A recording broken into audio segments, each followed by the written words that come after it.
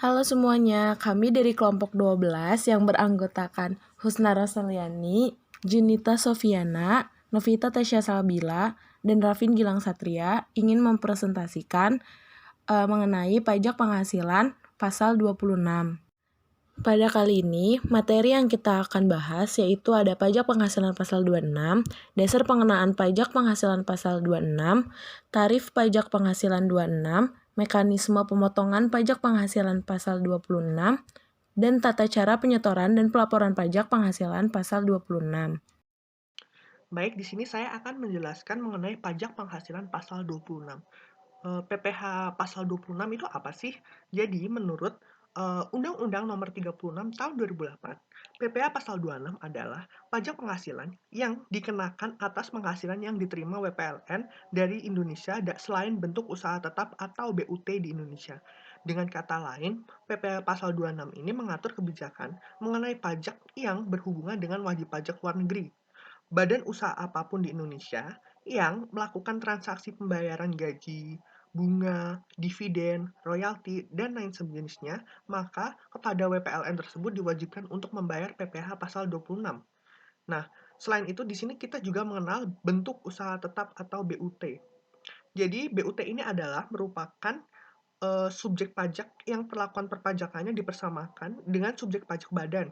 Negara domisili dari wajib pajak luar negeri selain yang menjalankan usaha atau melakukan kegiatan usaha melalui bentuk usaha tetap di Indonesia adalah negara yang tempat tinggal atau tempat kedudukan wajib pajak luar negeri yang sebenarnya menerima manfaat dari penghasilan tersebut. Nah, seorang individu atau perusahaan dapat dikatakan sebagai wajib pajak luar negeri ketika yang pertama, seorang individu yang tidak bertempat tinggal di Indonesia, yaitu individu yang tinggal di Indonesia namun tidak lebih dari 183 hari dalam setahun, dan perusahaan yang tidak didirikan atau berada di Indonesia yang mengoperasikan usahanya melalui BUT di Indonesia. Yang kedua adalah badan yang tidak bertempat tinggal di Indonesia, yaitu badan yang tidak bertempat tinggal di Indonesia tidak lebih dari 365 hari dalam setahun, dan perusahaan yang tidak didirikan atau berada di Indonesia, yaitu bentuk fisiknya yang secara nyata tidak ada di Indonesia. Selanjutnya, yaitu dasar pengenaan pajak penghasilan pasal 26. Jadi, apa sih dasar pengenaan pajak penghasilan pasal 26 ini? Kita kan mengenal tuh dasar pengenaan pajak. Nah, di sini saya akan menjelaskan DPP pada PPh pasal 26. Nah, saya sendiri akan menjelaskannya dalam 3 bagian. Yang pertama adalah DPP PPh pasal 26 adalah sebesar jumlah penghasilan bruto yang diterima atau diperoleh WPLN berupa dividen, bunga, royalti, sewa, insentif, hadiah dan penghargaan, pensiun, premi, perolehan keuntungan, dan sebagainya yang diatur dalam UU PPh 36 tahun 2008. Kemudian yang kedua, DPP PPh pasal 26 adalah sebesar jumlah perkiraan penghasilan neto yang diterima atau diperoleh wajib pajak luar negeri berupa penghasilan dari penjualan atau pengalihan harta di Indonesia, kecuali yang diatur dalam PPh final yaitu pasal 4 ayat 2 yang diterima oleh WPLN selain BUT di Indonesia. Kemudian, premi asuransi yang dibayarkan kepada perusahaan asuransi luar negeri. Dan kemudian, penghasilan dari penjualan atau penghasilan saham sebagaimana yang dimaksud dalam pasal 18 ayat 3C. Kemudian yang ketiga adalah DPP PPh pasal 26 adalah sebesar PKP sesudah dikurangi pajak dari suatu BUT di Indonesia apabila penghasilan tersebut tidak ditanamkan kembali di Indonesia. Nah, jadi di sini saya akan menjelaskan sekilas kenapa PKP DPP PPh pasal 26 ada sebesar PKP sesudah dikurangi pajak suatu BUT apabila penghasilan tersebut tidak ditanamkan. Jadi kita mengenal namanya fasilitas. Jadi kalau misalnya WPLN menanamkan kembali ke modalnya ke Indonesia, maka dia tidak dikenakan pajak atau dikecualikan dari objek pajak PPh 26. Tapi ketika penghasilan tersebut ditarik, maka dia akan menjadi PKP atau dasar pengenaan pajak yang dikurangi pajak dari suatu BUT. Jadi dia akan dikenakan PPh dengan tarif 20% atau final. Lalu yang selanjutnya adalah tarif pajak penghasilan pasal 26. Yang pertama adalah tarif 20% bersifat final atas jumlah bruto. Penghitungannya adalah penghasilan bruto dikali 20% yang berlaku kepada dividen, bunga, royalti, sewa, dan pendapatan lain terkait penggunaan aset, insentif yang berkaitan dengan jasa, pekerjaan, kegiatan, hadiah dan penghargaan, pensiun dan pembayaran berkala, serta perolehan keuntungan dari penghapusan utang.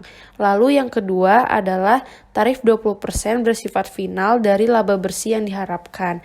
Penghitungannya adalah penghasilan bruto dikali perkiraan penghasilan neto dikali 20% yang berlaku kepada pendapatan dari penjualan aset di Indonesia serta premi asuransi yang dibayarkan langsung maupun melalui pialang kepada perusahaan asuransi di luar negeri.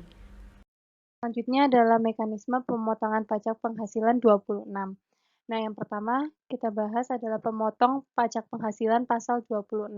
Yang pertama badan pemerintah, yang kedua subjek pajak dalam negeri, penyelenggara kegiatan, badan usaha tetap, dan perwakilan perusahaan luar negeri lainnya selain BUT di Indonesia. Selanjutnya, ada pihak yang dipotong pada pajak PPh pasal 26. Berdasarkan Undang-Undang Pajak Penghasilan tahun 1984, pasal 2 ayat 4 huruf B, subjek pajak dan wajib pajak luar negeri selain BUT adalah orang pribadi yang tidak bertempat tinggal di Indonesia, orang pribadi yang berada di Indonesia tidak lebih dari 183 hari dalam jangka waktu 12 bulan, dan badan yang tidak didirikan dan tidak bertempat kedudukan di Indonesia yang dapat menerima atau memperoleh penghasilan dari Indonesia tidak dari menjalankan usaha atau melakukan kegiatan melalui bentuk usaha tetap di Indonesia. Cara penyetoran dan pelaporan pajak penghasilan pasal 26.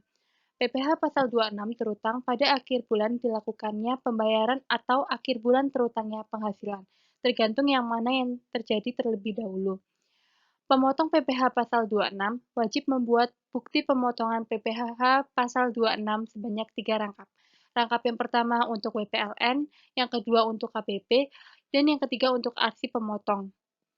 PPh pasal 26 wajib disetorkan ke Bank Persepsi atau kantor pos dengan menggunakan surat setoran pajak paling lambat 10 bulan berikutnya setelah bulan saat terutangnya pajak. Dan yang terakhir adalah SPT masa PPh pasal 26 dengan dilampiri surat setoran pajak lembar kedua, bukti pemotongan lembar kedua, dan daftar bukti pemotongan disampaikan ke KPP setempat, paling lambat 20 hari setelah masa pajak berakhir. Baik, itulah sekian presentasi dari kelompok kami. Mohon maaf apabila ada kekurangan dan terima kasih atas waktunya.